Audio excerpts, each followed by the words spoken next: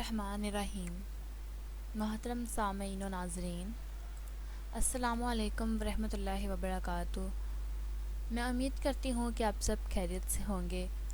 मेरी दुआ है कि अल्लाह ताला आपको ऐसे ही खुश और आबाद रखे। आज की मेरी इस वीडियो का मौजू है इल्म फ़ल्कियात, नेबुला और कलाम अल्लाह। अल्लाह ने कायनात को जिस खूबसूरती के साथ पैदा किया है, उसका अंदाज़ा हम कायनात में होने वाली नई तहकीकात से लगा सकते हैं, जहां आए दिन कोई ना कोई पुरस्रार चीज़ हमारे लिए मौज़ूए बहस होती है। इन इंतहाई खूबसूरत डीप स्काई ऑब्जेक्ट्स में से जिस फल्की जिस्म के बारे में हम आज बात करेंगे वो इस कैटलॉग का 16वां ऑब्जेक्ट है, इसीलिए हम इसको मसीट 16वां कहते हैं। ये ऑब्जेक्ट दरअसल एक नेबुला है। आइए पहले हम ये जानते हैं कि नेबुला होता क्या है। नेबुला क्या होता है? नेबुला मिट्टी और गैस से बने हुए बहुत बड़े बादल होते हैं। ज़्यादातर नेबुला हाइड्रोजन और हीलियम से बने होते हैं। इन्हें सितारों की नर्सरी भी कहा जाता है, क्योंकि इनमें नए सितारे बन रहे होते हैं। शुरू में हर उस चीज़ को नेबुला कहा जाता था जो आसमान पर फैली हुई नज़र आती थी। किसी ज़माने में एंड्रोमीडा कहकशां को भी एंड्रोमीडा नेबुला कहा जाता था। इसके मुतल्लिक़ कुरान कुछ यूँ बयान करता है, फिर वो आसमान की तरफ मतवज्जा हुआ जो उस वक्त धुआं था।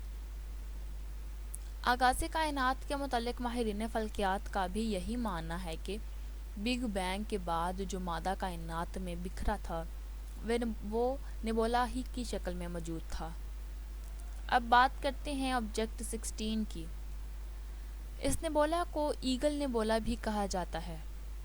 इस नाम की वजह से इसके दरमियान में नज़र आने वाले सितारे हैं, क्योंकि सितारों का ये झुरमट एक इकाब यानी ईगल की तरह नज़र आता है। इसे पिलर्स ऑफ क्रिएशन भी कहा जाता है।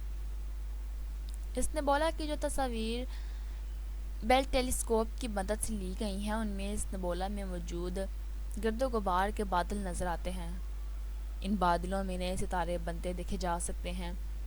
इस प्रोसेस की वजह से इसको पिलर्स ऑफ क्रिएशन का नाम भी दिया गया है। ये नेबुला रात के वक्त जिस बुर्ज यानी कॉन्स्टेलेशन में नज़र आता है, उसका नाम सरपेंस कॉन्स्टेलेशन है। ये नेबुला हमारे निज़ाम शमसी यानी कि सोलर सिस्टम से 7000 नूरी साल दूर है। इतना ज़्यादा दूर होने के बावजूद इसको एक अच्छी दूरबीन से देखा जा सकता है। इसकी वजह यह है कि इसमें 8100 सितारे हैं। इनमें से कई सितारों को एक अच्छी दूरबीन से इनफरादी तौर पर देखना मुमकिन है। इनमें सबसे रोशन सितारा HD, जो कि 1,88,076 है, जो मास के लिहाज से हमारे सूरज से 80 गुना ज़्यादा है, जबकि इसकी रोशनी सूरज से 10 लाख गुना ज़्यादा है। लेकिन इसका मैग्नेटिव यानी ज़मीन से नज़र आने वाली ज़ाहिरी चमक सिर्फ 8 है। ये रोशनी इस कदर कम है कि इस सितारे को अच्छी दूरबीन के बगैर देखना मुमकिन नहीं है। ये सब कायनात अल्लाह की ही तख्लीक करता है, जैसा कि अल्लाह ताला कुरान पाक में इरशाद फरमाते हैं, बेशक आसमानों और ज़मीन की तख्लीक में और शब रोज़ की गर्दिश में अक्ल सलीम वालों के लिए अल्लाह की कुदरत की निशानियाँ मौजूद हैं।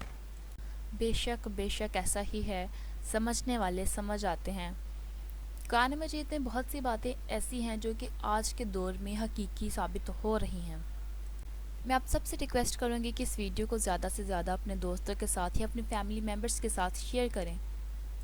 अगर वीडियो आपको पसंद आई हो तो लाइक, शेयर और कमेंट कर दीजिएगा। इसी तरह की इंफॉर्मेटिव वीडियोस को सुनने के लिए चैनल को सब्सक्राइब करना मत भूलिएगा। अपनी दुआओं में याद रखें। अल्लाह हाफिज़।